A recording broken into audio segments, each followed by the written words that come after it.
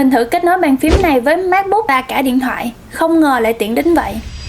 Đây là Keychron B1 Pro Ultra Slim, bàn phím siêu mỏng, chỉ 16.5mm, mỏng hơn cả sổ tay của mình nữa. Hỗ trợ Bluetooth 5.1 và 2.4 cùng USB-C, chuyển thiết bị chỉ với một phím. Thiết kế low profile, keycap lõm giúp gõ êm tay, giảm mỏi, quá hợp cho dân làm việc mỗi ngày. Pin dùng đến 1200 giờ, cả nửa năm không sạc vẫn chạy ngon. Có hai màu đẹp là Space Gray và Ivory White. Nhỏ, gọn, mỏng xịn, đỉnh cho mọi góc làm việc hiện đại. Lưu video lại, lỡ may muốn đổi phím thì nhớ tới tim mình nha.